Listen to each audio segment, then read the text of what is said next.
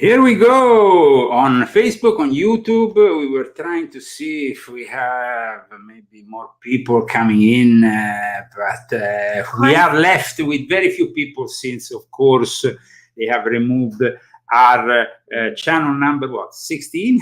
I don't know. I mean, they have been removing so many channels. This is Leo Zagami. This is Christy Zagami. They took away our very best channel. Our very best channel. We have 5,000 subscribers. That's really phenomenal, because usually, well, look what happens after 5,000, they take us away. Yeah, they always bring it down every time we have 5,000. I want to see, actually, I want to check out if we are broadcasting also on Facebook. I'm not sure, but it seems like we are, but you never know with Facebook. Yeah. But I'm checking out if we are, and it seems like we are. It seems like we are. Okay. I see myself. You see yourself. So welcome also to everybody that is tuning in on Facebook, reminding those people who are tuning in through Facebook to subscribe to our YouTube channels. And we have actually opened even a new emergency channel that we will list soon. I'm opening so many channels, like I'm losing count, but we have to persist because this is the way we survive on YouTube. And some people say, why don't you move on other platforms? It seems we do, though. We are, but nobody cares. When you go on Rumble, if you don't pay extraordinary amounts of money, they don't really give you any exposure, let's say. And the same can be said also with BitChute. But we will persist and, of course, update you with all the latest on the channel maneuvers. But please subscribe to the latest channel, which is, of course, listed as our main new channel. Okay. At this point, I know, we lost basically 2 minutes to talk about this, but it's a little bit like when they censored us on PayPal. But we are proud of being censored on PayPal, because now PayPal is really turning out to be a vicious group of people, and in fact, they have backpedaled though from the decision to fine people $2,500 if they gave out fake news of things that were not in line with them. So PayPal is in trouble. PayPal is in trouble. We have to, though, thank, first of all, the people who made this show possible. And, of course, Bruce Codish, Giuseppina Pina Caero. We have also Reynaldo Gonzalez.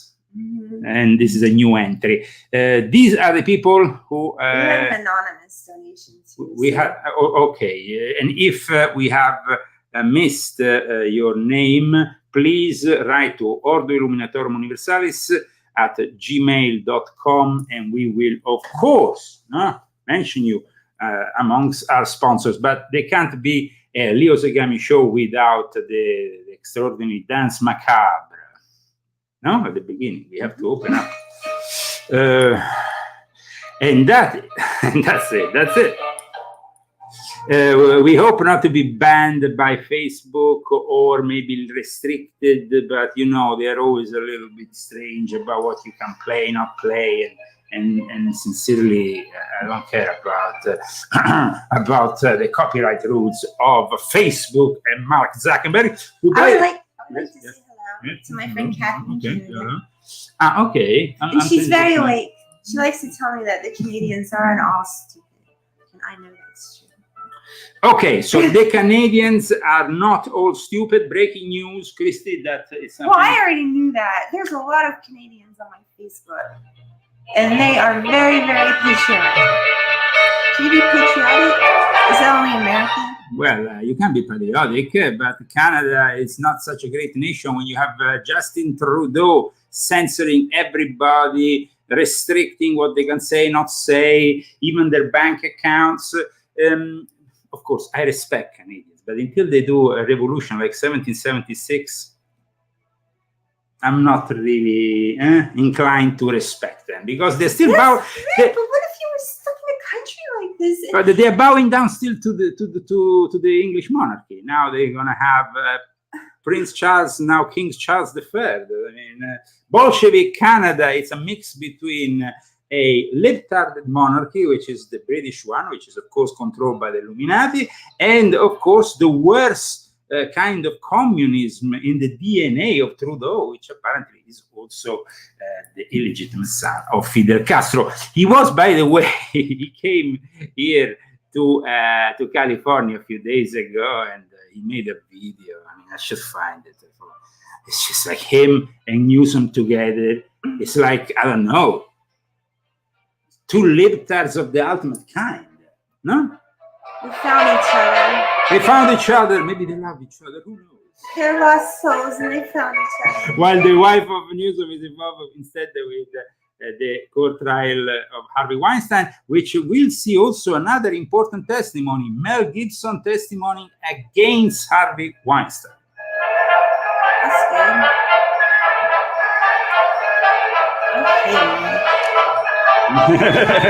Okay.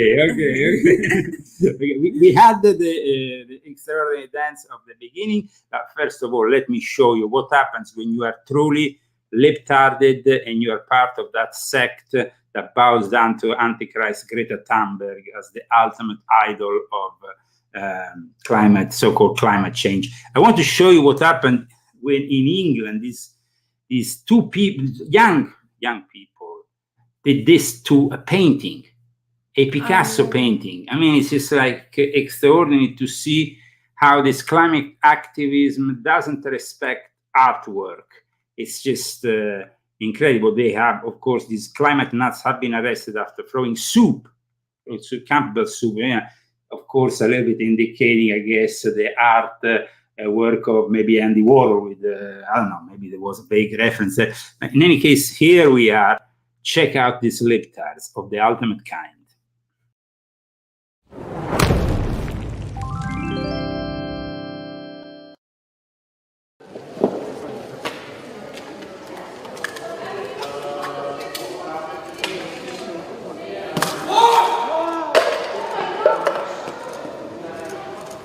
Security.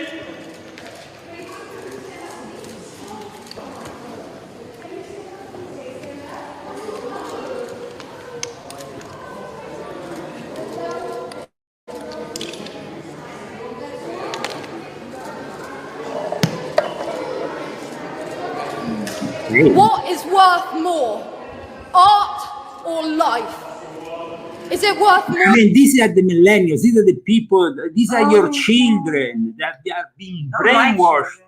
Not your children, but the children of many people that these days really leave the education of their sons to the institutions like the colleges, the various, universities and so on, and even the high school. All the forms of educations have been infiltrated by libtards, and this is the result. More than food, worth more than justice. Are you more concerned about the protection of a painting or the protection of our planet and people? The cost of living crisis is part of the cost of oil crisis. First of all, because I mean, I'm half English, so I know English people are divided in social classes. You have to understand there is also a way of talking that is, pronouncing, English accents are different. Some of them are difficult to understand, especially the poorer classes, social classes. So there is this difference in expression, in the way they look. And from the way this guy looks, these people, these two kids, they don't seem like they are from some impoverished. No. They are probably some upper class. These people look entitled. If you want to just put that on a stupid title on a thing, they do. I mean, that face is unaffordable to millions of cold, hungry families. They who come to the hungry families? So it's obvious that this. If I'm sure that if we go and find the parents of these two pricks, because that's how they will be called. I hope they go to jail forever. Well, I mean, I'm sure that they will not go to jail forever because probably they are the children of some very powerful people, parasites. But that's how Can't even afford to heat a tin of soup. Meanwhile, crops are failing. Millions of people are dying in monsoons, wildfires, and severe drought.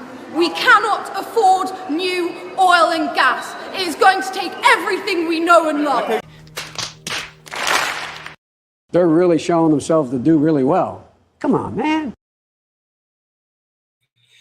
Oh, wow. Incredible. I mean, I know that the title of today's show brings us back to the war in Ukraine, brings us back so this confrontation, which is, by the way, a confrontation between good and evil, between what is right and wrong in our society, the decline of our Western society, which is not capable of really responding to Vladimir Putin in the appropriate way, because our society is producing this kind of children. So this is the problem here.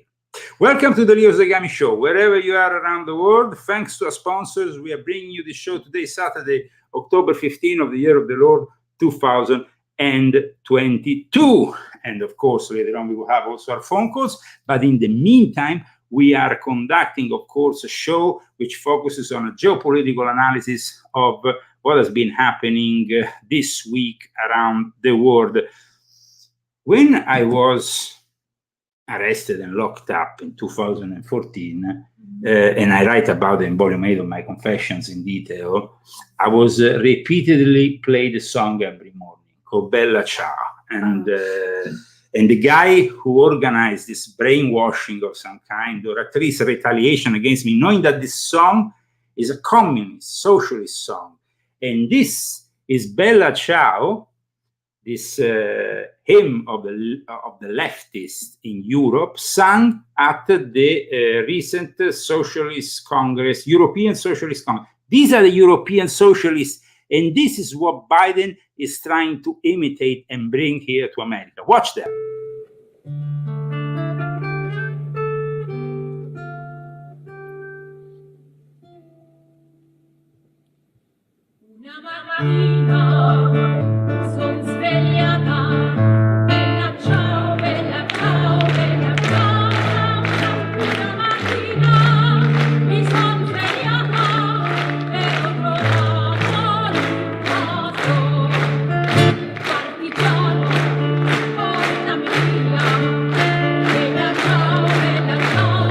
Now, the thing is that basically this song is sold to the masses as a song that was sung during the Second World War, when the partigiani, the guys who were opposing in Italy, the fascists, were fighting as the resistance to an hypothetical democracy. Well, that's not true. This song was actually artificially constructed as a hymn of the left in the 60s, late 50s. It was from, if you go and research the history of this song, it was never sung during the Second World War. It's a complete lie. But the socialists are full of lies. And so that's what we get from them. Check out the Socialist Congress. This is the worst scum in the world, guys. This is what Joe Biden wants to imitate, the European Socialist Congress.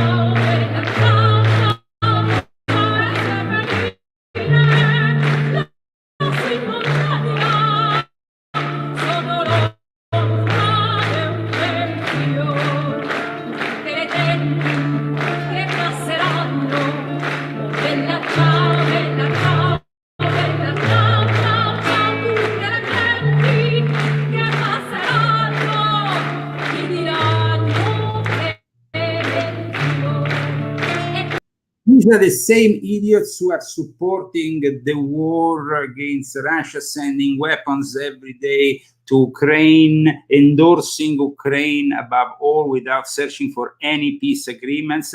But I want to just, for the people who, of course, don't know the origins of this song, it's easy. Let's go just on an article that was published by a leftist newspaper, the number one leftist newspaper in Italy, called Corriere della Sera, and they admit that this song, the true story of Bella Ciao, that was never sung by the Italian resistance. You see? So these people are living a lie. These people are liars. It says here, Bella Ciao è una canzone che non è mai stata cantata dai partiti, però è molto popolare. Was never sung by the partigiani. Their own history. It was, it's just artificial, it's fake. And these are the people who unfortunately rule Europe and soon will rule the world if we continue to endorse these leftist policies.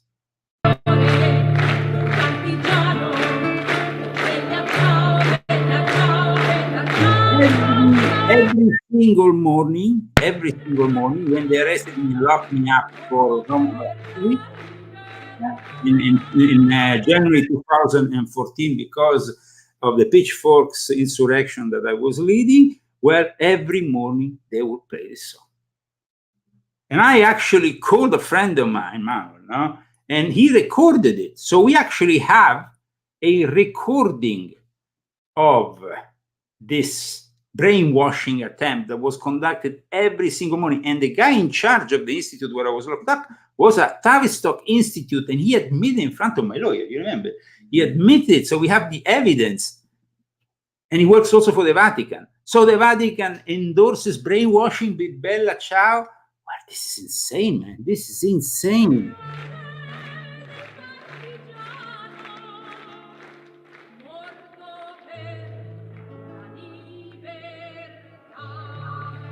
Oh, libertà, freedom of what?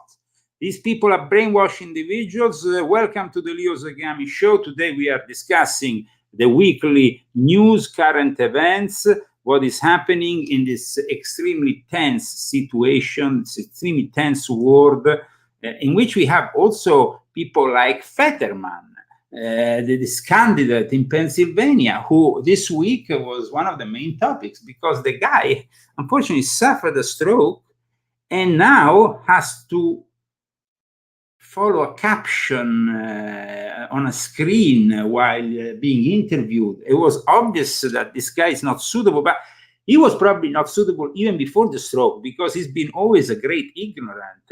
He never presided over to his works as a mayor of a small town in Pennsylvania. He's been kind of crafted and molded to arrive to the position of... He's been molded and crafted? Yeah, I know. He looks like Uncle Fester from the Adams Family, but that's what you have in America. I mean, and soon, breaking news, guys, Joe Biden will join Fetterman for a special session. Guys, I don't want to miss that. Imagine this. Fetterman only reads from captions. So does Joe Biden. But the problem is that Joe Biden at times loses it completely. And so who is going to be better at reading this, the teleprompter? It's going to be a complete mess. So I'm looking forward to Joe Biden going to Pennsylvania to endorse physically and in presence John Fetterman, maybe releasing also one of his farts. Oh. But let's see what Lester said. Interview since he suffered a stroke. And Dasha, this was not a typical candidate interview. No, Lester, because of his stroke, Fetterman's campaign required closed captioning technology for this interview to essentially read our questions as we ask them. And Lester, in small talk before the interview, without captioning, it wasn't clear he was understanding our conversation. Can voters trust that you will be able to do this job on day one? Yeah, of course. This is Pennsylvania Democratic Senate candidate John. I respect this guy for the fact that all of us should respect people who go through some physical problems, because it's terrible to not be in control of your body, and to want to do something and not being able to. It's a terrible thing, guys. Not being able to lift a foot when you want to lift a foot, talk when you want to talk, lift a hand when you want to lift a hand. Anything that brings an handicap to the human being is, of course, terrible. We should have compassion. And we should have compassion as Christians. But you are in no way, in this delicate moment of our history, suited for the office of governor. Fetterman's first in-person sit-down interview since a stroke sidelined him from the campaign trail for months. That auditory processing where I'll hear someone speaking, but sometimes I'll be able to be precise on what exactly that they're saying. I use captioning. His campaign required that he be allowed to use a transcription program on his computer during our interview. I always thought I was pretty empathetic, emphatic. I think I was very, empathetic. That's an example of the stroke, empathetic. I always thought I was very empathetic before having a stroke. But now, after having that stroke, I really understand, much more kind of the challenges that Americans have day in and day out. So you say you're on the road to full recovery, but right now, voters really have to take your word for it. We've asked for... Yes, because he's not releasing, publicly his health statements. I mean, the statements of his doctor. I wonder where that came from. Your medical records, we've asked to have a conversation with someone from your medical team, to interview your physician. You've declined those requests. Why? Well, I feel like we have been very transparent in a lot of different ways. When our doctor has... In a lot of different ways. If you don't release that information, you're not being transparent. I mean, that's kind of simple. Already given a letter saying that I'm able to serve and to be running. I mean, respectfully, that letter from your physician, that was 6 months ago. Don't voters deserve to know your status now? Being in front of thousands and thousands of people and having interviews and getting around all across Pennsylvania, that gives everybody and the voters decide, if they think that it's really the issue. He doesn't want to release this information. We have, for example, on the other side, a rhino. Because he's a Republican in name only. Dr. Mehmet Oz is definitely not somebody that I particularly like. I don't really like Turks to start with for my own personal experiences, even if my son is half Turk, but that's how it is. So Dr. Mehmet Oz is not really my favorite choice. I think that Trump there did a favor to somebody who in the future might create some problems during the voting of laws that might be important even for, when you pass these laws, maybe even one vote is fundamental, and who knows what Mehmet Oz will do. But I still, of course, prefer him to this guy here, because Mehmet Oz has at least focused the attention of his campaign on security, while instead this guy wants to give a second chance to people who are on death row or locked up for life, or I don't know what. I mean, this guy wants to give chances to criminals. Okay, so it's. I mean, at least regarding it's a bit here. In small, in Palm Springs, we have a candidate who is a woman from the Democratic Party, and then we have a guy called Greg Wallis who is instead endorsed by the local, the Riverside Association of Sheriffs and so on. But basically, is endorsed by those police forces who want security for the streets of Palm Springs, but also for the rest of the Riverside County. But unfortunately, I noticed that here in Southern California, you're only going to hear one side, because the money invested in the Republican and the alternative candidate is very little compared to what they're investing on this Christy, whatever the name we know, but her surname is Hostage. who, by the way, is gender fluid. We don't exactly understand why, and she's fluid. She goes from one thing to the other. Okay, so in any case, I hope one day to bring back Palm Springs to some sense and bring it back to the conservative era of Sonny Bono. That would be great. That's gonna be a job. that would be incredible. Okay, so what was the reply though of the wife of Fetterman? She went on record accusing the journalists of NBC of having in some way exposed the sickness of the husband. This is the wife of Fetterman. Let's see what she says.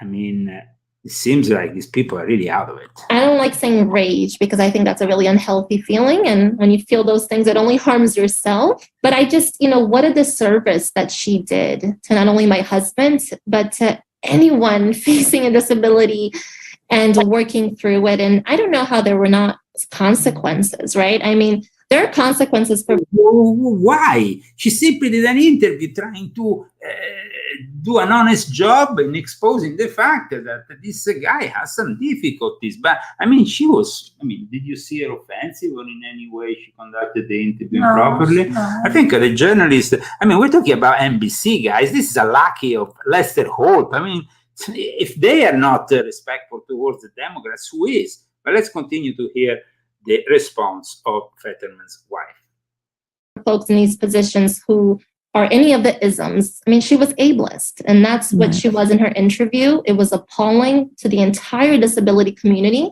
and I think to journalism. So I was shocked. I'm still really upset about it. And I think the positive is it's brought a lot of conversations. I think that, yes, she might be really slightly AOC style, the way she talks and the way she mimics that kind of rhetoric. Okay. Yes. They did the same thing to Trump when he was in office. They tried to claim that he wasn't cognitively, good. But they just, it's okay. And then after they put a corpse to I know. At least we stand with Oz against this guy who, of course, is not together, and the wife is completely out of it. These people are really progressive extremists, both of them, both the wife and the husband. Around accommodations, around rights, around ableism, right? I mean, ableism was trending on Twitter. It just shows there's so much work to do, but these networks have to take accountability, right? Like, where is your training? Right. It was appalling to see. And you see that in schools, you see that with young children. You don't expect to see it at this level. And, I haven't heard an apology. It hasn't come. I am hopeful that, they will reflect and see that they did an incredible disservice to all Americans. The disservice to all Americans is done by you wasting taxpayers' money with your whatever work that you're doing, because, the guy, sincerely, has no place in politics any longer. And even if he had it before the stroke, he was an extremist. These people are extremists, leftist extremists that really are so far away from the American way of life. I gather that the wife must be Latino, but the Latino vote is really moving in the Republican direction because we are really fed up in a way of I think that all the Latinos in America are fed up, and plus a lot of them, like even NBC showed in a report last night, come from communist countries, and they don't want to come here to America to support communists and socialists they have been fleeing from. So, I think that the black vote is being lost, and we have seen it with Candace Owens' success with the latest movie against Black Lives Matter. We are seeing the Latino vote shifting towards the Republican Party. There is nothing left in this thing about abortion just brings them some votes from women who say they want to be entitled to such an act without any problem. So welcome to the Leo Zagami show with Leo and Christy Zagami. We are 7 minutes to the hour. We broadcast from Palm Springs, California. How are you this morning, Christy? And what do you think of the wife of Fetterman saying those things? Oh, I don't know. I mean, I was trying to put myself in her place. Like if something like that happened to you. Oh, well, I mean, it would be really unfair, but I think that if you couldn't speak and it would be heartbreaking. It would be absolutely heartbreaking, but I would have to say that you weren't capable of doing the job to the best of your ability. God wants you to do your best. And if you can't do your best, then don't do it. I would be very sad, but I would that's how I would react. So I mean, her doing that, being realistic, basically, trying to be a little bit more I would realistic. be upset, because there would be our livelihood and everything we worked for, but God's in control of everything, and if that's what God wants, then I just follow God. And so there might be something better. So maybe there's something else for him that he can do. I doubt it, but I don't like him. This guy was chasing black people with guns, and then he wants to be the guy who protects the black community. It's just another word. Okay, so we continue with our show, with our news, and of course, at this point, we inevitably go to Joe Biden, who was welcome here in California with a lot of protesters that basically lined up.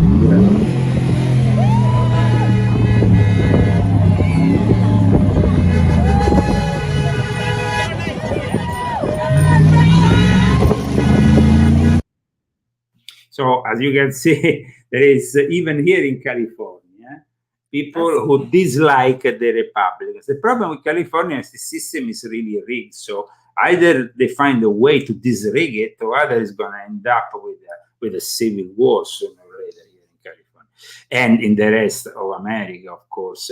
But let's see also this guy who goes on stage here in California and he says things that are completely out. I mean, he says things and then he acts upon those things, because I'm going to show you not only Joe Biden, who says there's not a single solitary Biden man that is as younger Biden, all that thing he said. But then he went and importuned a little girl, took her from the back. I mean, what's he trying to say? I mean, okay, let me show you first of all these words. You met my wife? I married up. I was one of those guys that my whole life I've been surrounded by women who've taken care of me. Maybe they're smarter than I am. My younger sister used to be 3 years younger than me. Now she's 23 years younger. There was not a single solitary Biden man that is younger than any Biden woman. And my wife, by the way, at a community college, my wife is teaching today. My wife is a full-time college professor at a community college. Whoa. So as the Biden exposes himself, basically the Bidens actually expose themselves as pedophiles, then he actually he walks the walk, because he like to say it. I mean, I'm using, of course, I'm trying to be funny, but it's not funny. It's not funny. It's not funny, because what I'm about to show is the million attempt by President Joe Biden to importune and grab little children and sniff them and do all kinds of things. This was a few minutes after this statement. Joe Biden here in California with a little girl.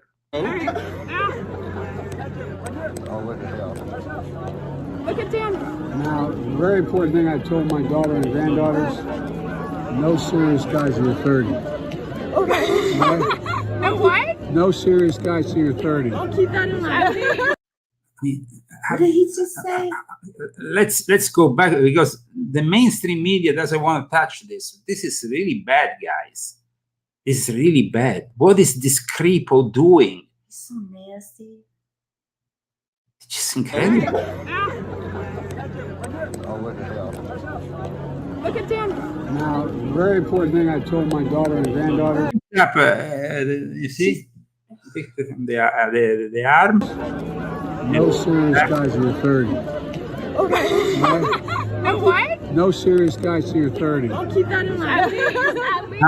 So he said no serious guys until you're 30. Well, that's okay. Well, maybe just stay away.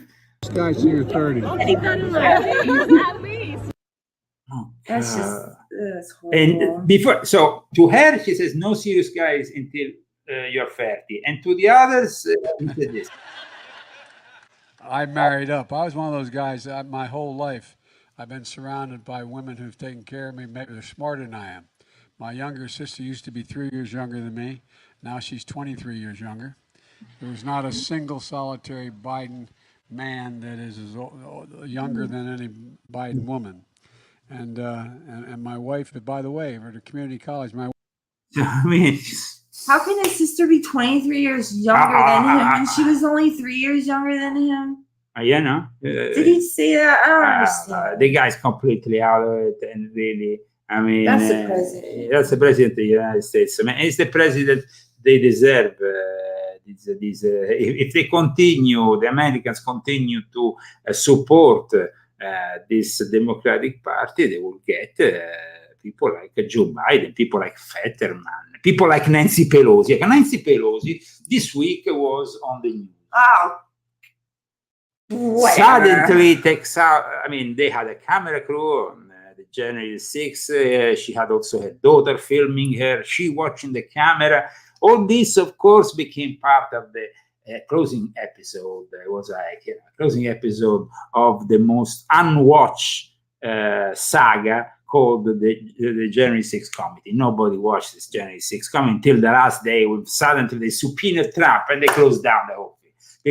And Trump said the unselected committee, because it's supposed to be selected committee, but it's nothing selected, but because who decided this committee? Nancy Pelosi. So let's see Nancy Pelosi in her theatrics. She's not such a good actress, but together with Chuck Schumer, looking directly into the camera, they've been doing some theatrics on 6th of January. This is the most demented thing I could ever see. I mean, this was like, they brought it up like this was the ultimate evidence. CNN, and all the NBC, and everybody, and then after, in the end, it's garbage.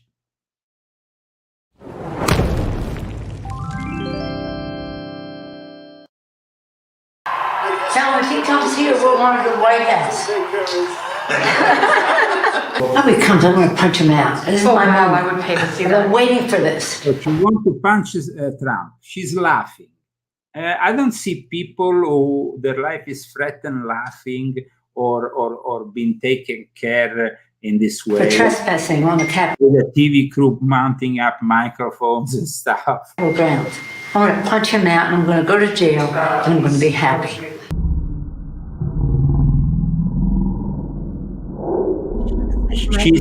She's having her microphone put on while there is a crisis and allegedly they were about to kill. What is this BS? This is Hollywood BS to the extreme. We have some senators who are still in their hideaways. They need massive personnel now. Can you get the Maryland National Guard to come too?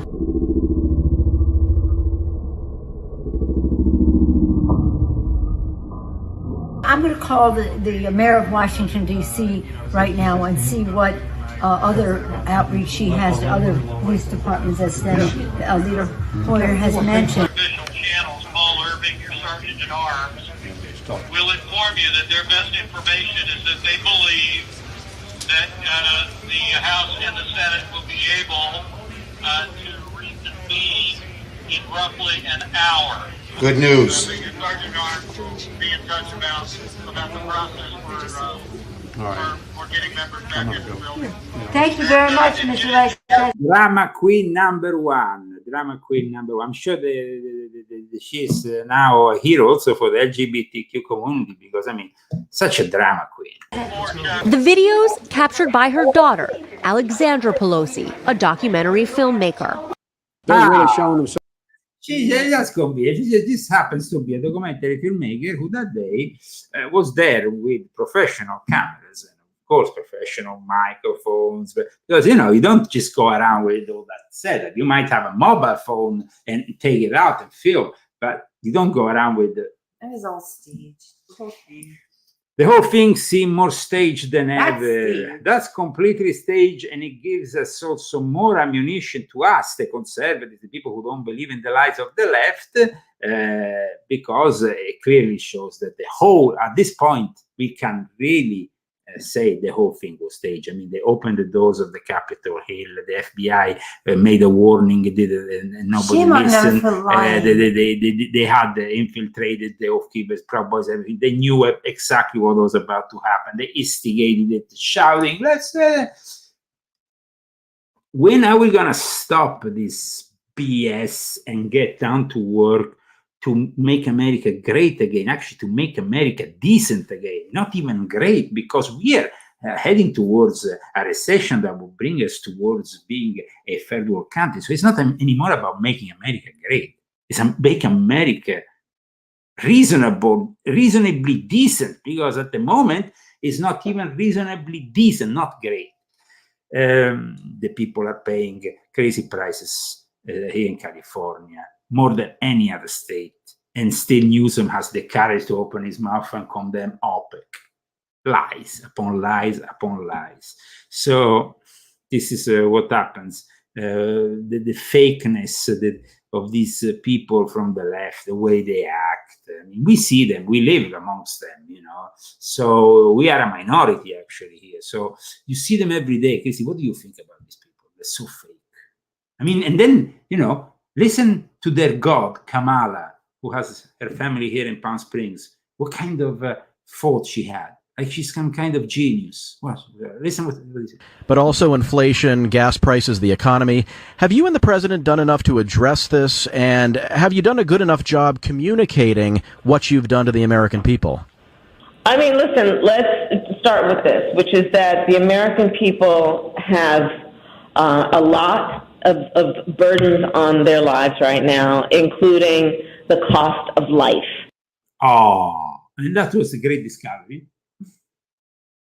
It's like discovering hot water. We say in Italy, there's a way of saying, oh, wow, she discovered hot water. Ooh, wow, she discovered hot water.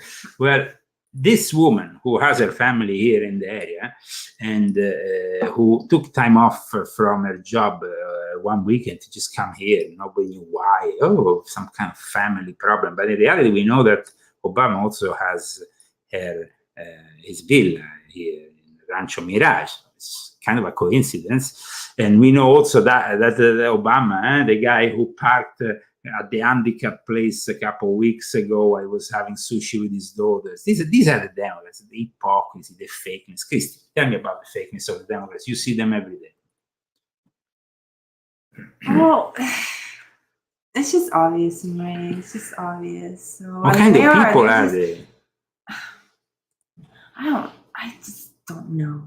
I don't know. You're asking me this, but I don't really care about them anymore. I don't look at them. I don't care about them because I just sound whacked out if I say that half of them are possessed by demons. So, and I can see them, and so I just stay away from them. They can just deal with what they have. Well, until they conduct us inevitably towards a nuclear war, and these warmongers basically are driving us towards annihilation, towards extermination. Let's go into the international news because, of course, we want to thank first of all our sponsors today: Giuseppina Pina Caero, always very kind, Blue Scottish, Reynaldo Gonzalez. These are our sponsors.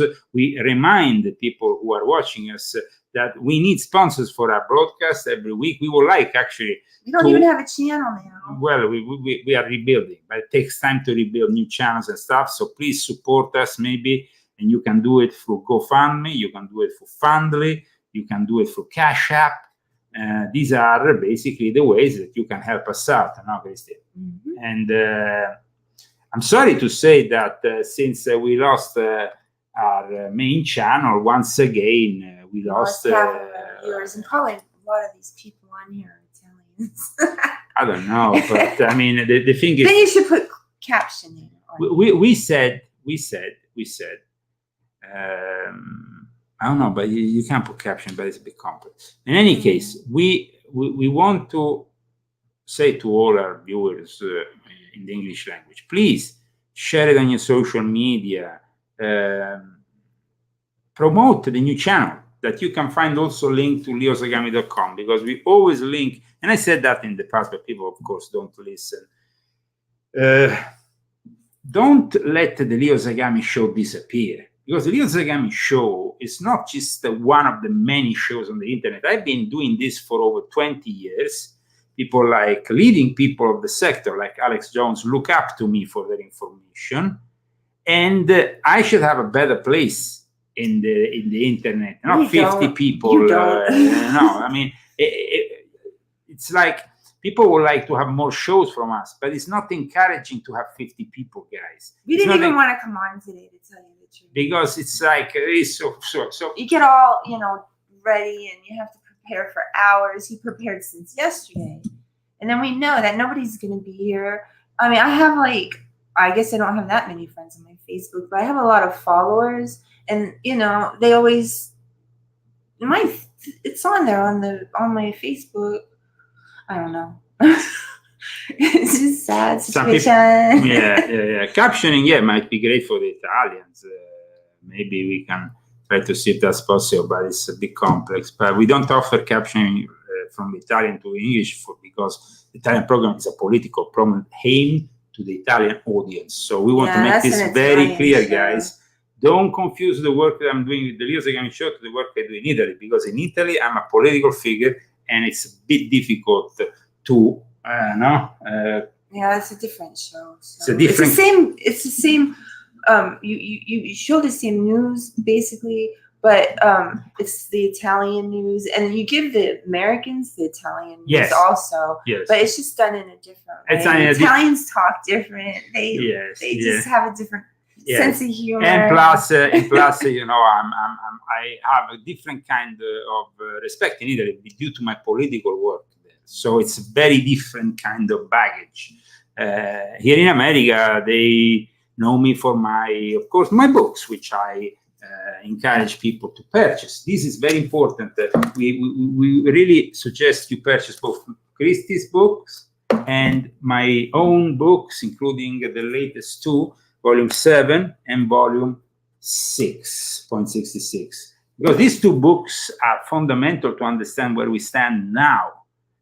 And the Volume 6.66, based on Age of Cyber Satan, Artificial Intelligence, and Robotics, is one of my best sellers, one of my best books. And it's a book that really, for the first time, brings the demonic in line also with the technology side of things, the exorcism, the various forms of exorcism. I mean, it's a very interesting book, and of course also the roots of Satanism that go back to Caterina de Medici.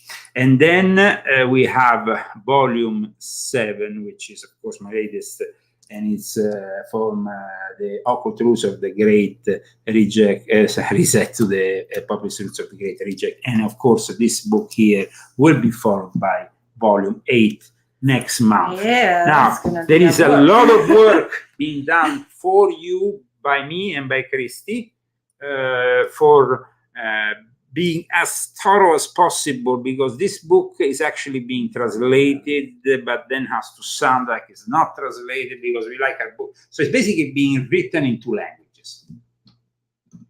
That's what it is. And but keeping it to the point, because this book. I'm holding my head and I'm disturbed every single day at the things I'm learning in this book that I didn't know. And now, I mean, Christy, I can't wait for this book. I sit across from him. We sit across from each other when we work. And I'm just like, I'm so disturbed. I can't read this. I don't want to know this stuff. And, then I read more. And then I ask him, because I'm on chapter 3, and it's just like a bomb. This book is a bomb, and I don't know. I'm not trying to. This is the truth. I mean, this book is just. Volume 8 is going to be a book, a groundbreaking book. And if people think it's the usual book about Hollywood, the Illuminati, and all that BS, no. Here you're talking about some serious facts.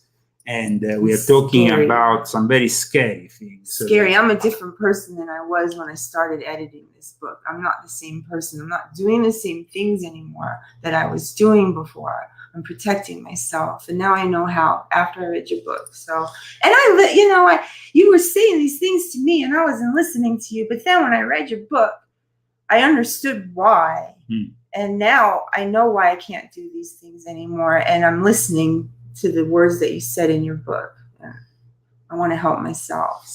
So I just demand that all our audience to have a moment of patience, because it's not an easy job. More than 1,000 footnotes, a book over 500 pages is 520 pages. It's basically a book, like the one of David Rockefeller, for example, 520 pages. But David Rockefeller had 4 people, professional professors, of course, working for him night and day. He even mentions that in this book, which I regard as a great book. I mean, David Rockefeller's memoirs, for those who are interested in New World Order, is an essential reading. But, I mean, he had, of course, the money and the possibility to do it. We are doing it in a more casareccio way, we'll say in Italian, more, homey. But we're doing it in a way that is going to astonish the crowd, because we are really doing it to bend down also any form of criticism from the academic world. I mean, going into the Rockefeller archives, going into places where you're not supposed to go and retrieve this information has not been easy. But in the end, you will basically get a glimpse of why Hollywood has been created and the purpose of it and where we stand now. And not only Hollywood, but also all the music business. And I guess that you will be surprised about certain things that you will learn about the very roots of Hollywood. People will be like, "What? I didn't know that." A lot of people think they know a lot. Yeah, I mean, I had because David Parrini is one of the people who is because I don't have a team aside from Christy for the English language, but I have a small team for my Italian version. It's a couple of people who collaborate with me just so we can make the book perfect. And of course, they make my job really good because they're really good on their side. And so when I get the Italian, so we are doing everything so everything is perfect for the Italian as well as the English version. These different rules of citation, so it's a bit complex. But in any case, the guys who had the opportunity to read it, and these are professors, one guy with 2 university degrees and stuff, apart from the fact that they were shocked, very impressed. But David Parrini, for example, he told me, Leo, my daughter is studying cinematography, and she was pretty shocked and very interested in all the book and reading this book, and because you are talking about the history also of cinematography. It's not just like, you're talking about the very history of it. So I think that this book needs to go to Oliver. Oliver Stone, definitely I will send a copy to him and his son, and I'm sure that they will appreciate it. It's not only about the occult element, we have also the military-industrial complex involvement and all. I mean, the Sabbatean Frankist involvement, the Jesuit involvement. It's definitely, and then we go into the roots of the music, the modern music, rock, blues, and where they come from, the occult side of things. And then that gets really creepy at times. It's really creepy. And you have the involvement of Prince Hall Freemasonry, certain black fraternities, mixed with, of course, all the hoodoo, voodoo, and all that. But in any case, we're not going to give you too much in anticipation because this is a book that you're going to have to study and read, 520 pages. But sorry? We're anticipating it to be out in November.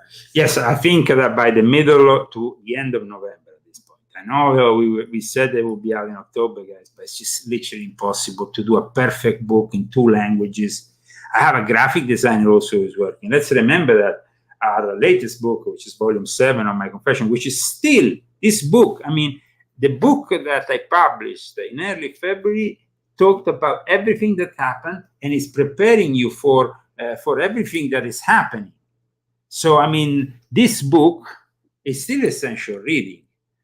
And people, when I came out, they didn't believe, that we will be fronting a nuclear problem, this and that. The people were like skeptic.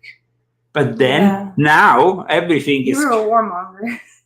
I was a warmonger. It was this, it was that. Really nasty comment. Yes, but now everybody is kind of really saying, okay, Leo Zagami always gets it right in his books. So what's next? That's why Volume 8 is a book that presents you not only Hollywood, but the ideology of the Antichrist, which has been filtered before his arrival, and how they are preparing for the arrival of this eminent figure called the Antichrist. Imagine, we're living this. It's incredible, this time that we're living in. Yes. I mean, you really realize that you're living this. I already knew, but guys, this is it. I mean, people like Rockefeller, Rockefeller has been dead now, David Rockefeller, for 5 years.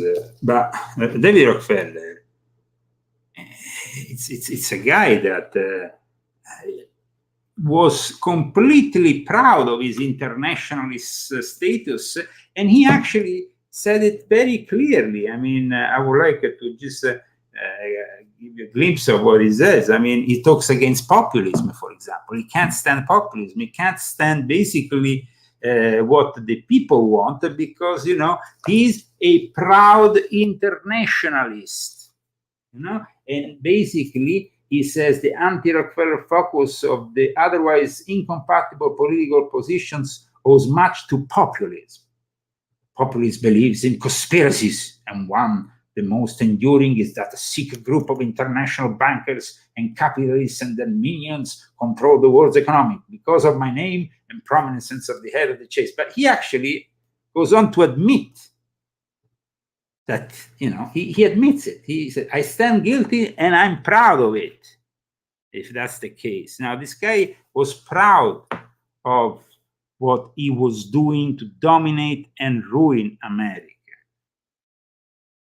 My new book, though, will explain you how the bank cartels, the Rockefeller Foundation, the Rockefeller family, the involvement of the Jesuits, everything is together. It's one big block. It's not separate. It's not this rather than that. It's not only the Jews rather than this. It doesn't work that way. And actually, that's also a very important thing. We saw it with Kanye West. Oh, yeah. The ignorance persists, attacking the Jews, instead of attacking the Sabbatean Frankists, instead of explaining why part of the Jewish nation was led astray. And it was led astray actually from the very early times of Moses, when those magicians, high priests came out. They were Egyptians, not Jews. They came out and followed Moses. They became the basis of the Erev Rav, the heresy that then many centuries later will then bring us the Sabbatean Frankists. So there is a lot to say. And David Rockefeller, for example, he's not Jewish, but he was founded by the Rothschilds. So we go back to the Sabbatean Frankists. So, but Kanye West and his blatant attack made out of ignorance, because that's made out of ignorance, And I hope that the Kanye West manages to study my books and understand. There's a lot of bad stuff, though.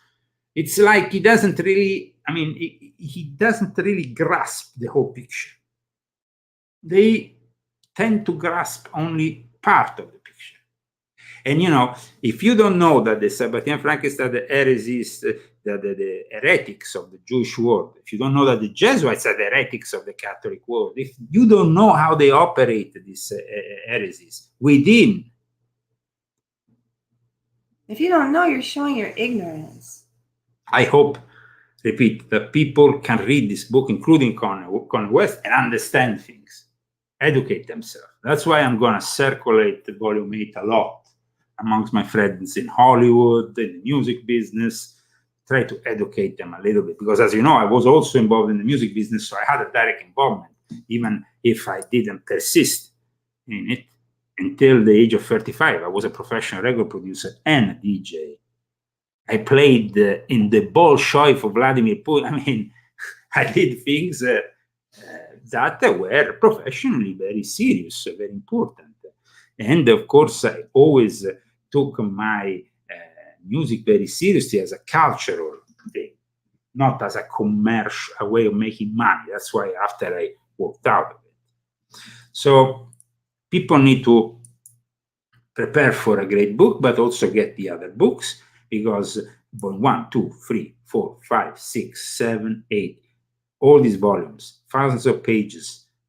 It's like this that you really understand what the Illuminati are doing. The Illuminati, the real Illuminati, you can't understand them by reading a silly page on the internet. Someday there's not going to be any internet. And some days you not gonna. Somebody's asking which book focuses on the Jesuit. Volume 4, if you want to have really a lot of interesting information on the Jesuit. I would suggest volume 4, also on the Sabbatean Frankenstein and the Jesuits links. Volume 4, it's definitely the right book for that. But I repeat, if you want to understand instead the topology, the way the secret society operates, then volume 1 is essential reading, no?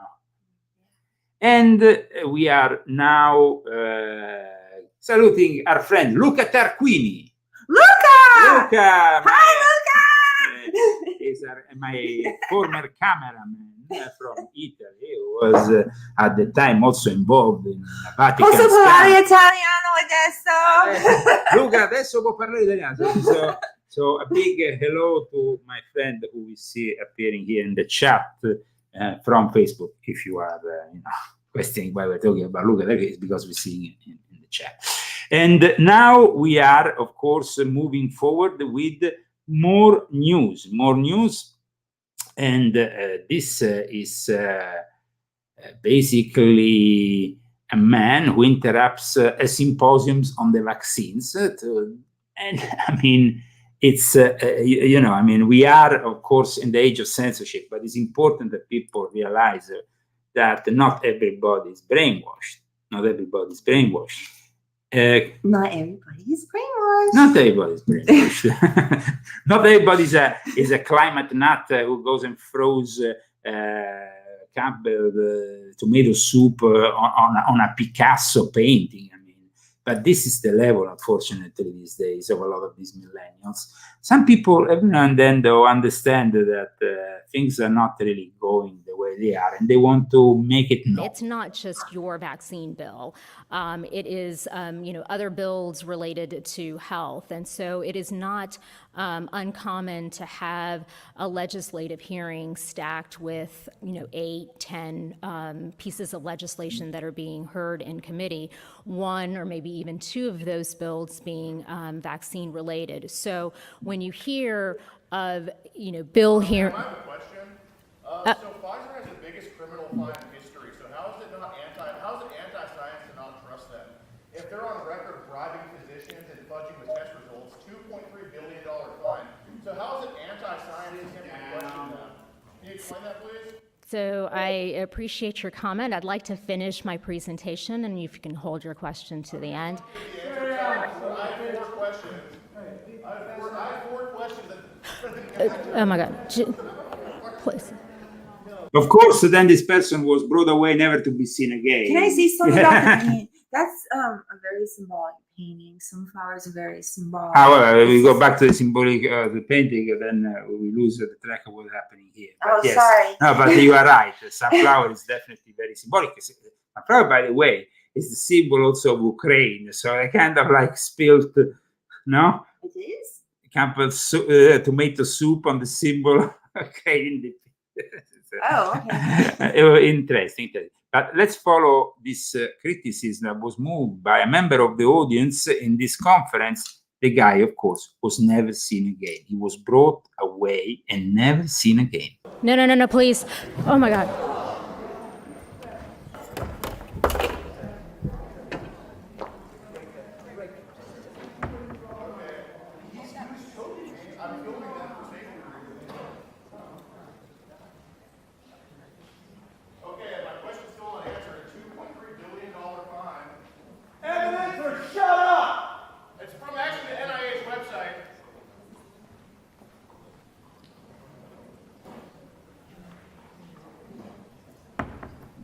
That's history we're trying to destroy.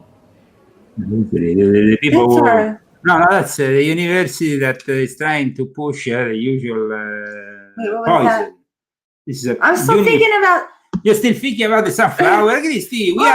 Screw me up because I was saying sunflowers. Forget the sunflowers. This was a conference held in a university here in America where somebody finally wanted to question the vaccines. And the questioning is impossible in today's society. Question is impossible in today's society. Question is impossible in today's social media. And we have paid the consequences over and over again because we have 17 channels removed. 16 or 17, I lost count. Everything that's happening is just terrible. Lies, and more lies by the usual, Democrats are encouraged, while instead the truth.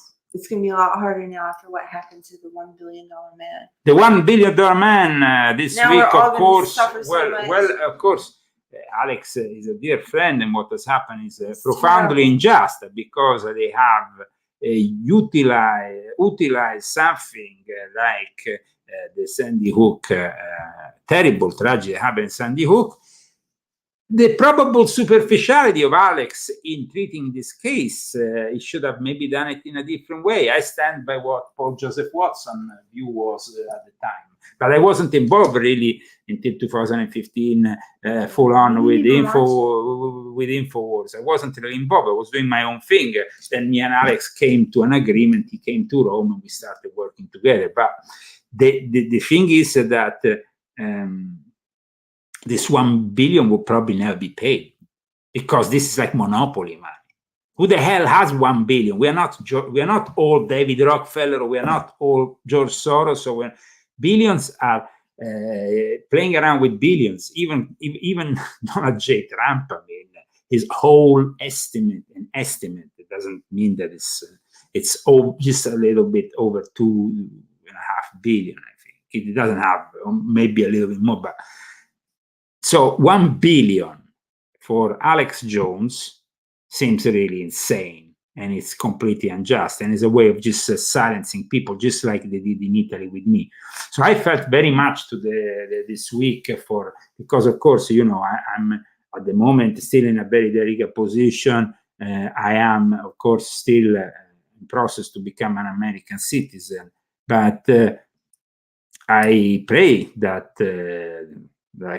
Alex survives with the InfoWars, which I'm sure he will, because he definitely is somebody who persists in his mission, just like I did. He won't give up. We both know each other, me and Alex, from this internet truth movement from back in the days, almost 20 years ago. When we started, though, to interact, we didn't really get along because he didn't yet believe in the Jesuit conspiracy, or he had some points we differed. At that time, the truth movement, each one was pushing their own. I instead was trying to push this new vision that everything is interconnected. The Sabbatean Frankists, the Jesuits, the labor Zionists, the Satanist, the various kind of sects that emanate from Freemasonry or from Satanism or from Theosophy. It's all interconnected. It's all one big demonic plan.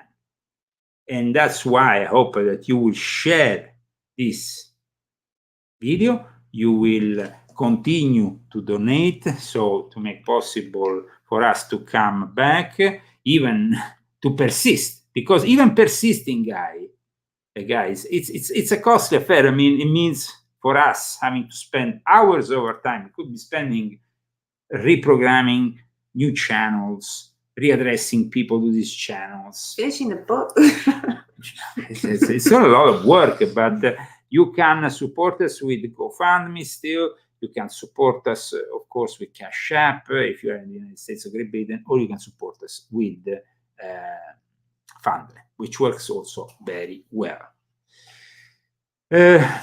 So Alex will be here to stay in his position and his capacity, I think. will stay here as an info war on the internet and with his info wars for years to come. I don't think they will ever be able to shut them up. So don't worry. He will. I mean, now they have made their point. 1 billion. It's kind of but it's just like Trump making it's like that. Subpoenaing. It's a show. It's just they even said it was symbolic. They said that it was. They said we want to take InfoWars down. I think that was in their closing argument. The thing is, I personally think, and I think this will be important to discuss also with our audience today when we open the phone lines, though we still have some news that I would like to report on, is that the Democrats have exaggerated this time. Oh, yeah. And they have really showed it. They made it obvious. That's why there is people who might not come out in the open as patriots, as supporters of me, InfoWars, Alec, whatever. But they are there, like, the manager of that supermarket went in a couple of weeks ago. You remember, I said, what happened? He said, we are a silent minority, but we are. There is a lot more people than you think that are not accepting this BS anymore. So I think that we are on the right path, but But they are trying. They're desperate. Why they're desperate? Because, of course, they know that they will lose the midterm elections. They will be a landslide victory. Nobody wants him. No, but nobody wants to pay so much money at the gas pump, so much money at supermarkets, so much money for energy or gas. Nobody. Only some insane individuals will. It's like, asking me to castrate myself for the Rockefellers. I will not do it. And I don't think anybody should give up their own, It's like the Europeans. They're making themselves poorer and poorer and poorer so that Zelensky can continue his war against Russia with no hope of winning, because there is no hope of winning whatsoever. We have seen, of course, also this week, a sabotage attempt to the Turk Stream. I talked about it in leozagami.com in an article. Nobody reported. The attempted sabotage, because, of course, it was unsuccessful and the people responsible were arrested. And God knows what kind of information they are filtering now to the Russian authorities who arrested them. And we have immediately after, though, the proposal, of course, of Vladimir Putin for Turkey to become the gas hub of Europe, and Erdogan endorsing that proposal immediately after. What it means that the Turk Stream passes, of course, called Turk Stream, passes through the Black Sea, goes into Turkey, brings the gas, and then Turkey can resell it to Europe. That is becoming increasingly desperate. Europe is increasingly desperate. And that's why Borrell, who is one of the chiefs of the unelected bureaucrats of this technocratic hellhole, which is Brussels, has now said, threatened Russia, saying we will also react, and then we have, unfortunately now, Nato starting these exercises this week. So we have a lot of war news also, unfortunately, today that we are reporting on in this Norwegian publication. They confirmed that 11 nuclear bombers, call them strategic bombers because sometimes they call strategic bombers, that are placed basically 20 miles, and I don't know exactly where it is because it's 60 miles, basically 60 or 70 miles south of Murmansk, which I've been in Russia, but also Norway, as you know, was a place I lived in for many years. And they have placed basically 11 nuclear bombers, and there is photos to prove it, done by the satellite. So this is basically what is happening. And at the same time, they made a fact check on the Newsweek about this information, and the fact check has confirmed that this is true. So it's not like this information from the Norwegian then was later reported, I think, by the Sun also. But Newsweek made the fact check, and Did the Russia suddenly move nuclear bombs to Norway? The answer is actually yes. And it was done because of these continuous threats. And also because at this point, you see, but Russia, northern territories and borders also being very closely watched. And the recent appearance of military aircraft in the area once again fuels, but also there is the confirmation that that Russia has increased the number of strategic bombers, meaning nuclear bombers, close to its border with NATO member state, Norway. Now, tension is increasing. There was also the Ukrainians who went and bombed a electric power plant in Russia, close to the border. So they entered Russia and they attacked Russia, which of course is like a declaration of war in a way. But at the moment, Ukraine is not NATO. The moment in which NATO becomes involved with Ukraine, formally, Ukraine becomes NATO, then a NATO member, at that point, is Third World War. And this was, of course, also said by the Russian authorities this week. But we have, like I said, this week, the West that is basically planning how to avoid panic regarding the nuclear possibility, the nuclear attack. So there is an article by The Guardian, which I invite you to go and check out.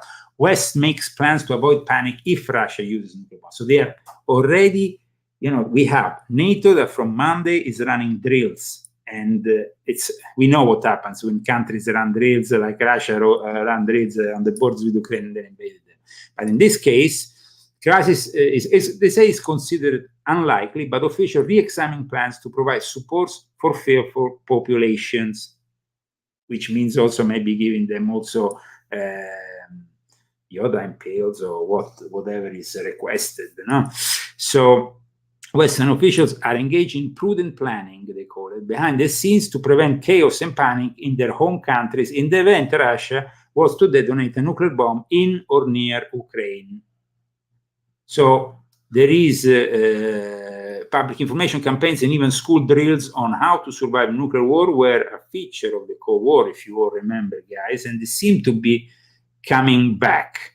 And at the time, the people, of course, were in the middle of strategy of nuclear tension in the Cold War that is now being rehashed. Kate Hudson, the General Secretary of the Campaign for Nuclear Disarmament, said this prudent planning harks back to the British government's Cold War era Protect and Survive campaign. So they're going back to those government Cold War era projects. And it seems like the situation is getting more and more tense. Though Emmanuel Macron said that France will not use nukes even if Ukraine was affected. He said it. But he then also said wouldn't be directly affected at all if, for example, there was a ballistic nuclear attack in Ukraine in the region. So he said that France wouldn't be affected in the sense that France is a nuclear power. But they already said that. When we say tactical nuclear weapon, people think of a little nuclear bomb, a little thing. Let's clear this matter. Hiroshima and Nagasaki were 20 kilotons nuclear bombs. A tactical nuclear weapon today is a 50 kiloton minimum nuclear bomb. So that's already almost 3 times, at least 2 times and a half, what was Hiroshima and Nagasaki. So tactical nuclear weapons, but guys, we were going to see a blast that hasn't been seen since the time of Hiroshima and Nagasaki, even more powerful than that. And we know what that meant for the world, the consequences in the years after that, all the Japanese that were born with this kind, 3 legs, 1 eye, all kinds of deformations. So the West is making plans, but we should not even be discussing this. Instead, NATO is setting aside to rebuild Ukraine's military, which basically is almost like saying NATO is embracing the idea of having Ukraine within their members, and it's rebuilding Ukraine's defense industry. It says it's about shifting away from Soviet equipment, one NATO official said. Well, shifting away from Soviet equipment, because we know that a lot of the military equipment used by the Ukrainian forces, especially when it comes to airplanes and stuff, was from the old Soviet era. But NATO is developing a 10-year plan to rebuild the Ukrainian defense industry, with the first meeting between the alliance and Kiev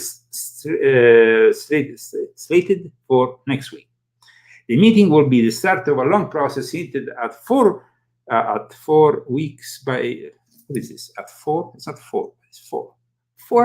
At 4. It's not. Maybe, right. maybe. Guys, these people are political, don't even know how to write English. It's not because we have Zagami, but it's because this leftists from political don't know how to write English. 4 F-O-R. 4 F-O-R. Whatever. Okay.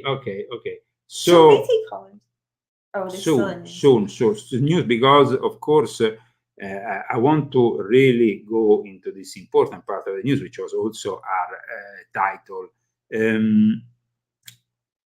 I wrote about this topic in volume 7 of my Confessions, and now suddenly there seems to be even other people who are interested in discussing it, like Paul Joseph Watson, and he discusses it in this article.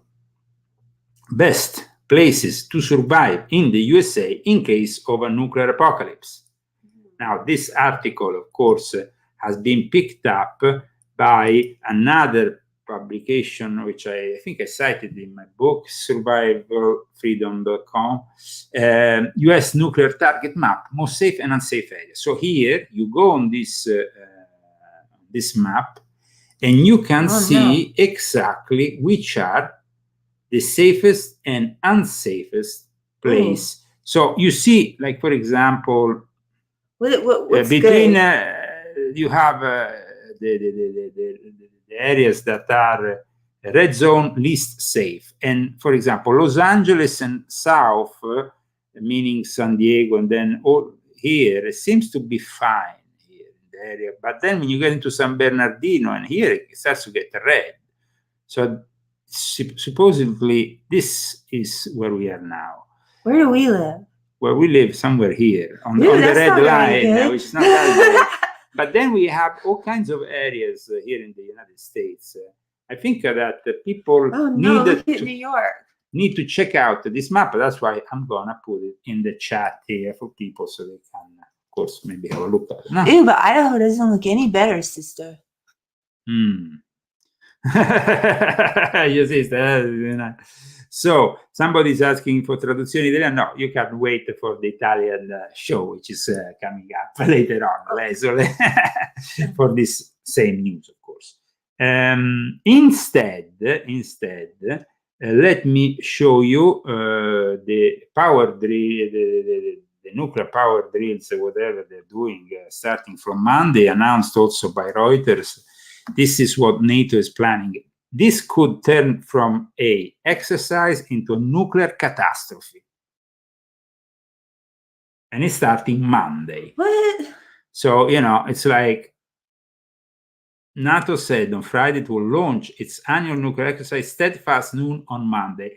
And there is one thing about, really, I can't stand about my super enemy, because really, guys, from the volume 1 of my Confessions, and volume 2 in particular, you notice that I have an enemy, Jens Stoltenberg. He was my enemy even before he became Secretary General of NATO. He was my enemy, he became my enemy when he was Prime Minister of Norway. He got me arrested for espionage. And let's say he's my number one enemy.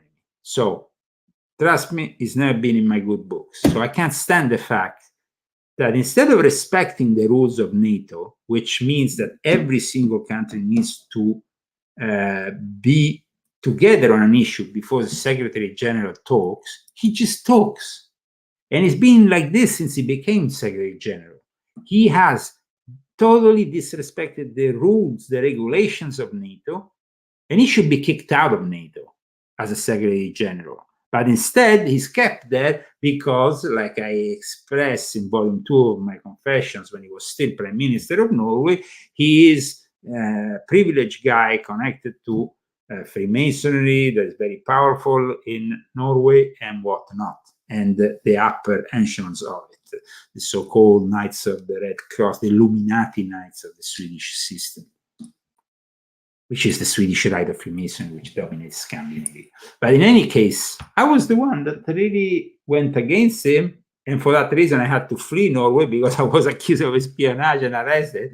All these countries you had to flee. But I was always a great friend of America, a great friend of Russia, and I'm here trying to explain you Europe is a mess and it's torn between these things. But I mean, of course, I'm sad if something happens to Norway because my son is in Norway. But I'm sorry, guys, these people have been socialist, warmongers, and at the same time, devil worshippers, all of them. Sweden, Norway is full of devil worshippers and Satanists of the worst kind. So you can, if you want to learn more, read my books about this subject. Let's move further, but I thought it was very important that people check out what is happening, because Monday could be the start of something. Because Putin, how will Putin react to these NATO drills? How will Putin react to these NATO drills that are dedicated to the nuclear threat? He's not going to react well. So it's then we have another thing that has shocked many in Ukraine: the arrival of specialized Iranian troops. Now, why do the Iranians go to help Russia against Ukraine? Because the Iranians have sold their infamous, or depending on the points of view, famous drones, which are causing a lot of destruction in the last few days, especially in Ukraine. It was actually with the arrival of the elite Iranian troops and their drones that the war has turned even more bitter. Up to 50 Islamic Revolutionary Guards Corps specialists have been deployed to train Moscow forces on how to operate kamikaze drones. These kamikaze drones are, and these are the elite forces of Iran that are involved with Vladimir Putin. The last few days, we have seen really more and more, also with the meeting in Astana, between Putin and Erdogan. There is a new world order, and it's a Sino-Russian new world order. The new world order is no longer dominated by America. And they are clearly saying, even Putin is saying, this is a new world order. And it's not an American-centric new order. And I still really laugh when I think about this discussion I had time ago, an interview with Sasha Stone and Sean Stone, the son of Oliver Stone, which was saying, no, the new world order is only an Anglo-Saxon, American, British thing. No, the new world order is like a car. Depends, the nature of who is driving it defines it. So now we see Sino-Russian new world order. We have seen Russia and China more and more connected, but the problem here is once the China bubble bursts, once they will invade Taiwan, well, then in that case, how are the libertarians of California, which are basically owned by China, going to react to that?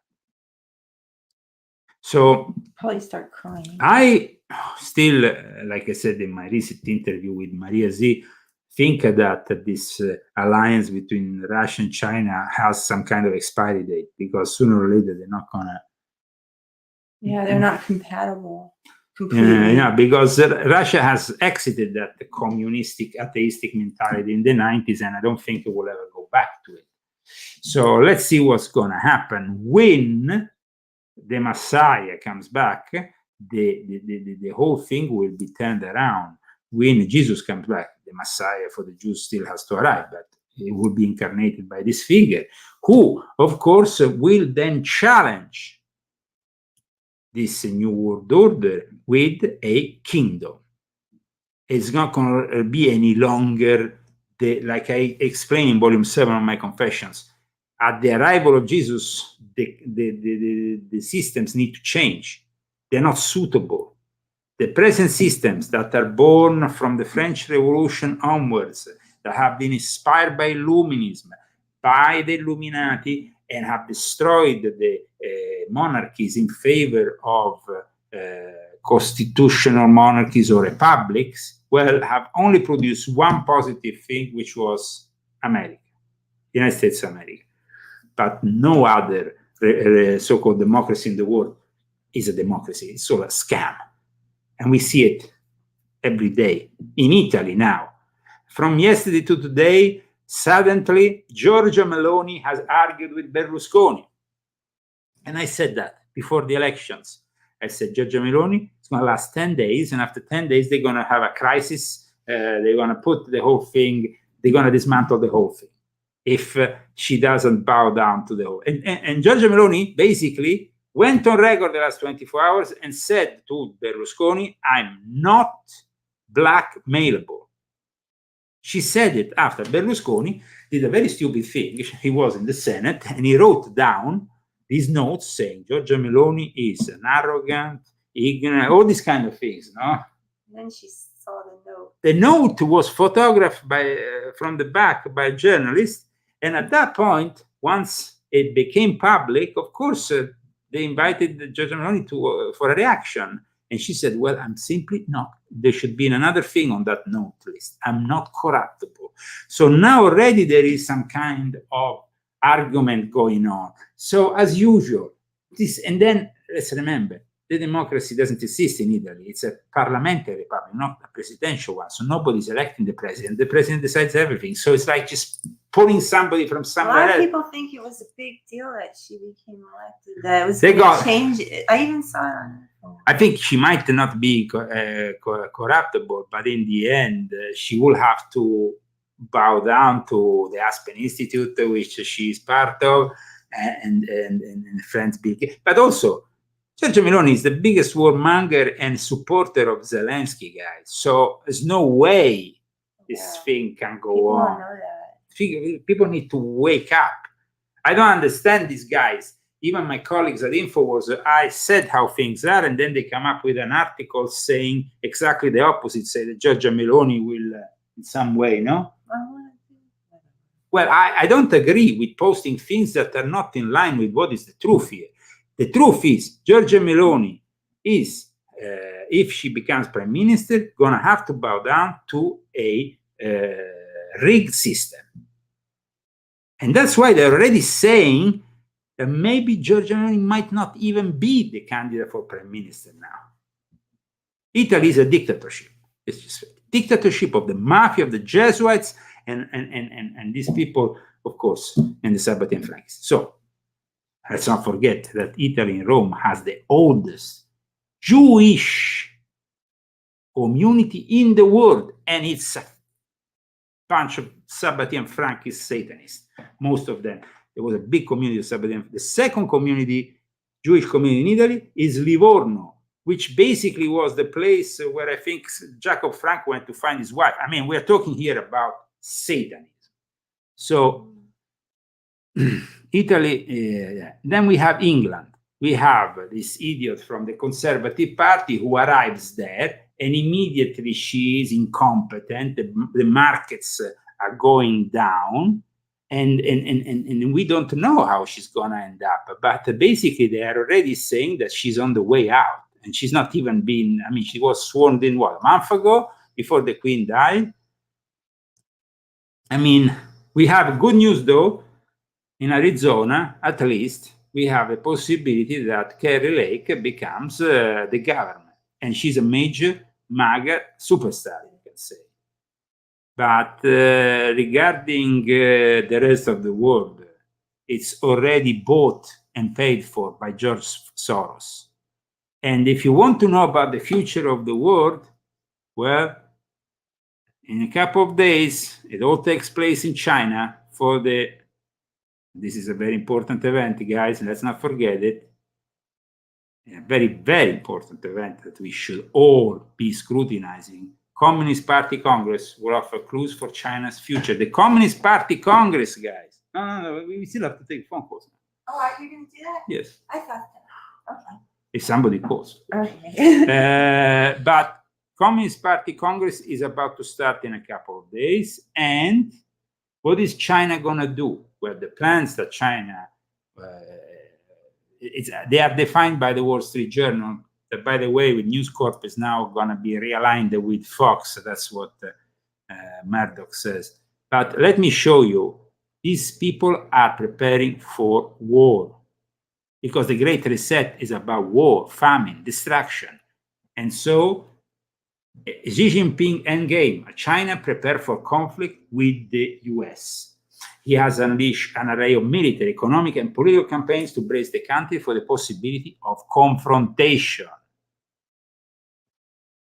When are you going to wake up? The number one enemy is waking up. The dragon of the apocalypse is waking up. I will open the lines for 10 minutes because last week, Christy, we didn't get really many phone calls. And this week, I wanted to focus on the news.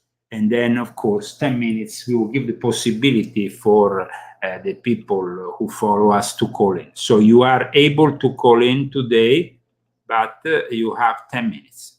I know it's not an immense amount of time that we're giving you, but unfortunately, guys, the problem has been that people simply didn't call last week, and it created, kind of like the show wasn't flowing as well, because we noticed that since the closing of our main channel, there is a lot less phone calls. That's how it is.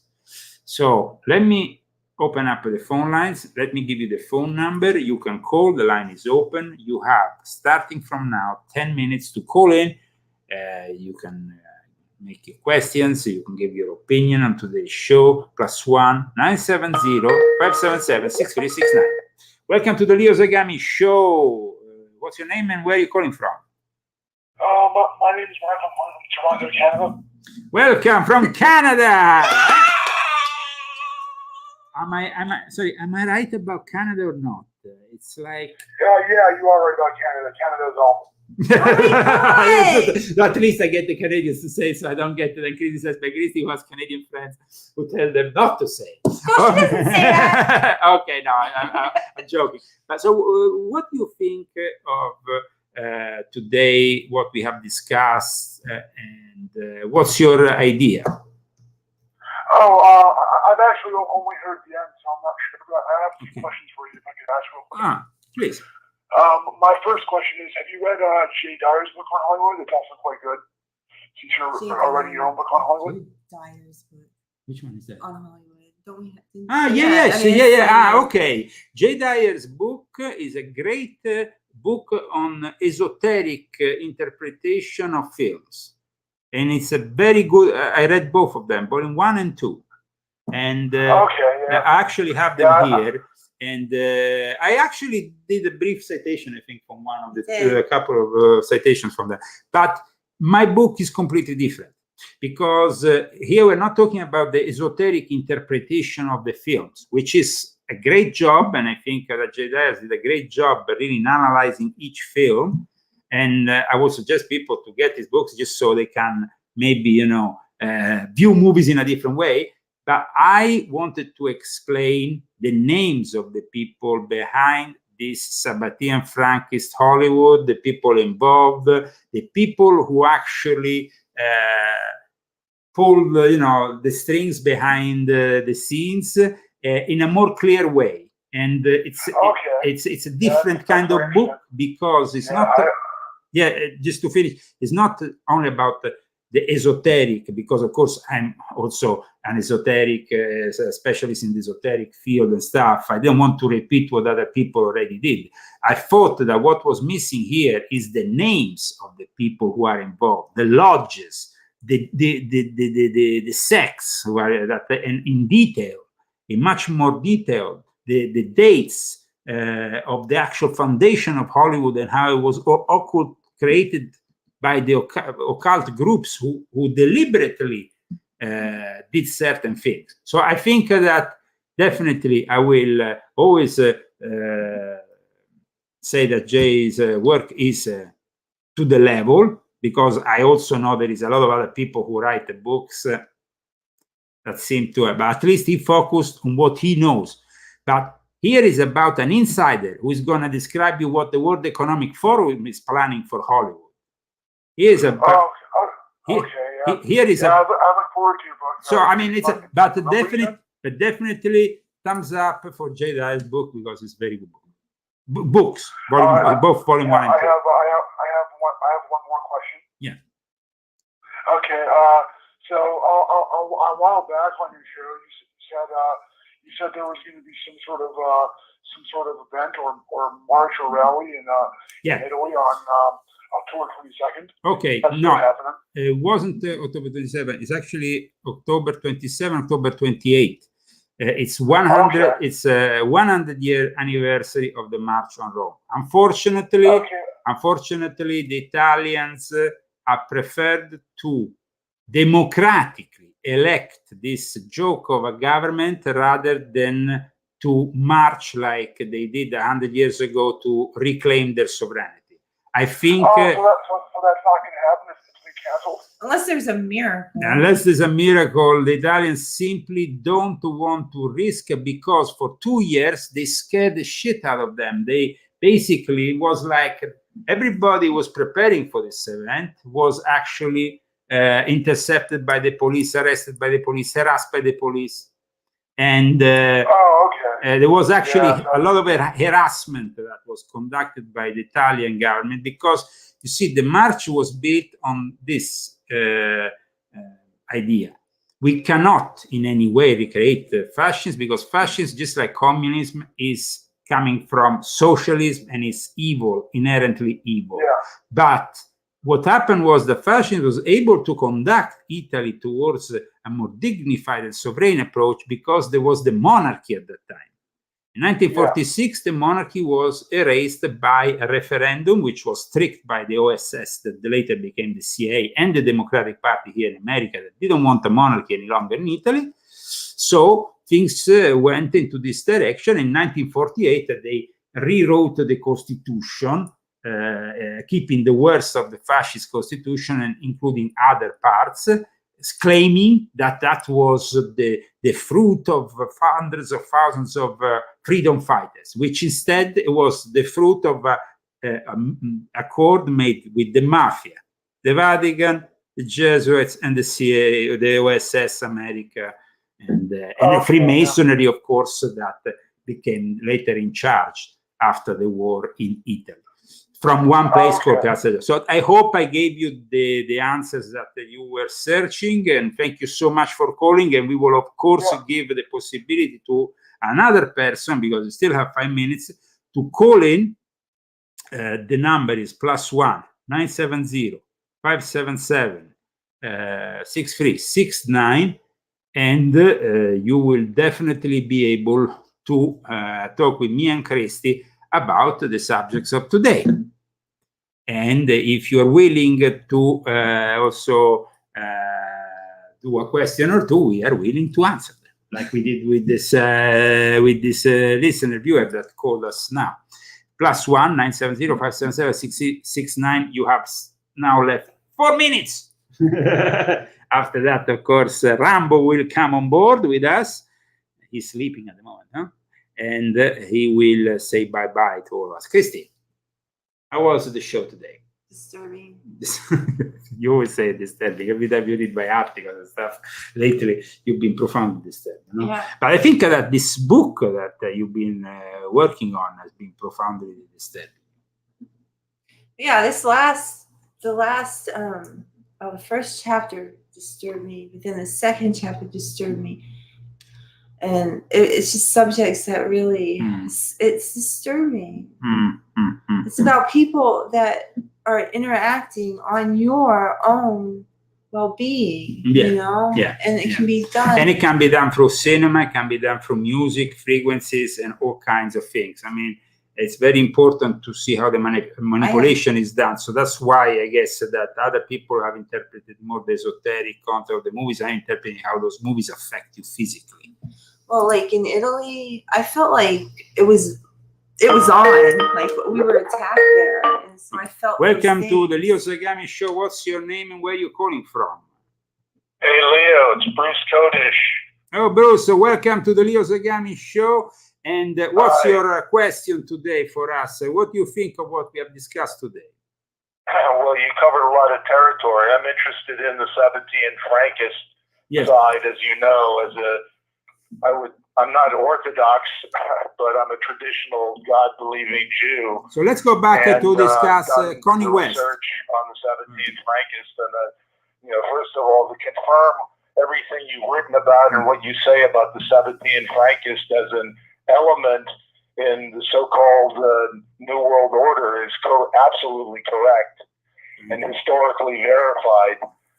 Bruce, Connie West. What do you think of Connie West? Well, first of all, the whole idea about, the ADL or whoever, all these people coming in and they want to cancel Kanye West for saying what you and I would consider overgeneralizations, to say the least, about all Jews. When anybody ever says the Jews or talks about the Jews or the Zionists, as if it's one sort of one unified glob of people, where's the story, the old joke, which is absolutely true about the Jews. You get two Jews together and you get 5 different opinions. So it's all ridiculous. He's ignorant. He doesn't know, and it's basically dangerous because even somebody, this was an issue on War Room with Ellen Schroyer, where people were calling up and sort of using that as a stepping out point to talk about the Jews and the Zionists. There's different groups of Zionists. They're not all the same. And so there was Frankists have had a tremendous influence on the Jewish world, which has not been good. And one of the tactics that they use is to basically, like the ADL, which may have started from the beginning as one of these groups, that they're basically, they throw the epithet of anti-Semitism on everybody that they can stick it to. And what ends up happening, and this is pre-planned and it's a deliberate thing, I believe, is to create a backlash so that when anybody like you or I actually points out real Jew hatred or just lies about the Jewish people as a whole, then basically they can come back. Well, everybody's talking about anti-Semitism. It's all, so anti-Semitism doesn't exist anymore because you can't actually call genuine anti-Semitism out. That's why the ADL and all these other groups, Sacha Baron Cohen, they're basically Sabbatean Frankists, or they're influenced by the Sabbatean Frankists, and it's been extremely damaging. And even people like Owen Schroyer and Harrison Smith don't really know. I think Alex understands, is whenever he talks about Jews and Israel Zionism, he makes careful distinctions. So it's a disturbing sort of side issue, which is always important. That's why I don't Bruce. know if you've ever heard of Stanley Monteith. Who was sure. and he's now dead. But he was he's dead. I think. I think he influenced Alex Jones. Bruce. He wrote an excellent book called The Brotherhood of Darkness, and what he talks about Bruce, all these different groups. Some people say the Jews, the Jesuits. There's contingents of all these groups working together to screw the rest of us. Let me interrupt a second. Let me interrupt a second. Stanley Monteith was actually a friend of mine. He died a few years back. He interviewed me back in 2000, I think, in 7 or 8, when I came out with my confessions online. And I totally agree with what you said. I mean, a guy who definitely influenced people also like Alex, because he was there before many other people. Just like Jordan Maxwell today, by the way, there is, I think, a celebration in Kluber, I think, Culver City. If you want, after I send you the address, at the Masonic Temple. It starts at 3 p.m. today for the life of our friend Jordan Maxwell, a memorial that is being organized in the Masonic Temple there.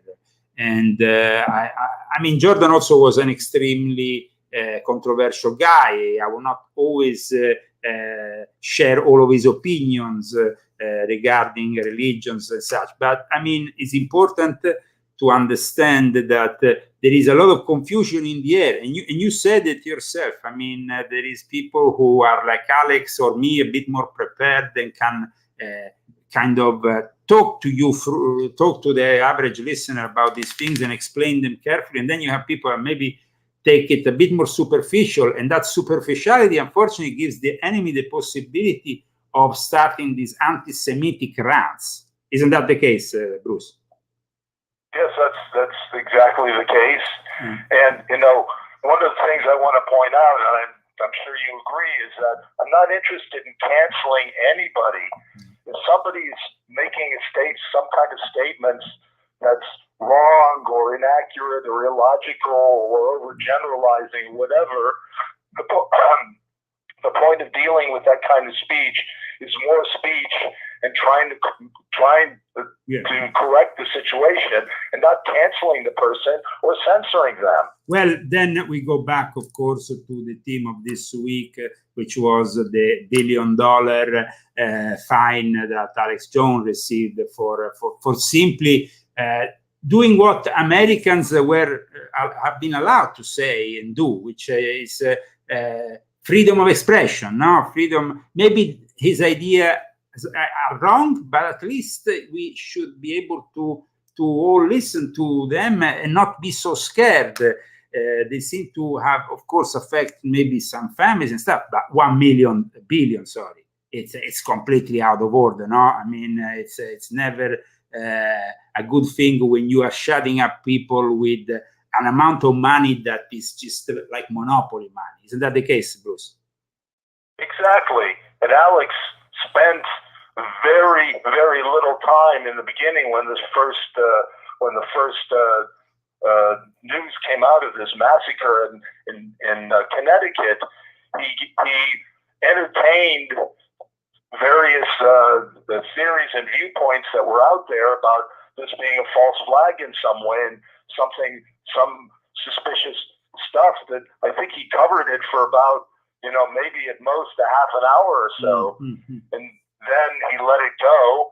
And a few years later, he said he did believe that it happened. So they've been just pulling this up again and again to try to stir up the families, and the people went along with this. And basically, it ends up that the parents of these murdered children are ending up dancing on their own children's grave by pursuing this and they've basically been brainwashed by the Democrat lawyers. So it's really sad. It's sickening. Sad. It's sickening and sad. See what's happened to him, and it's all trumped up lies. Thank you so much, Bruce, for calling in today and for these topics that we discussed with great interest. And I think that is important that a guy who, of course, is a practicing Jew, who just told you, there is some confusion at times, and it's important to clear up this matter, and that's why my books are being very honest about it all. And I dealt with the Sabbatean Frankenstein in my latest book in Volume 7, but I also dealt with them again in Volume 8 because they are at the basis of what Hollywood has become. And I've been discussing this also in the last few days, also with my friend Roseanne Barr, who I'm actually trying to ask a couple of questions, maybe insert last minute in the book. Let's see if that's going to be possible. She's been suffering from long COVID, unfortunately, so she had some health issues. But we're still, very much in contact with Roseanne, who is a splendid person, Roseanne Barr. So, guys, we arrived to the end of the show. Rambo is here. Everyone. Christy is here. Thank you, Bruce. Thank you, Kate. Thank you, Lisa. Thank you, Christina. Maybe you should cut his nails a little bit. What do you think? He hates that. Yeah. I have a grinder. But yeah, you have a grinder. We just need to go on more walks. Okay. Okay, the sound of the Leo Zagami show, because then I have to get on with getting ready. We don't even have a pizza today. We don't have a pizza. You don't have a pizza. I think I'm gonna make a BLT. Oh, it smells like bacon in here. Ooh. Okay, a BLT. What, 2 BLTs? That's not very kosher. I like baking. Okay. Reminds me of my grandma. So, guys, I hope that you enjoyed this show. Please encourage us by subscribing to our new YouTube channel, so you can keep on following us. And if you want to support us, you know how does the Biden say it? You know the story. I don't know. But it's Fundly, it's GoFundMe, and it's Cash App. Take care. Everyone. Stay safe.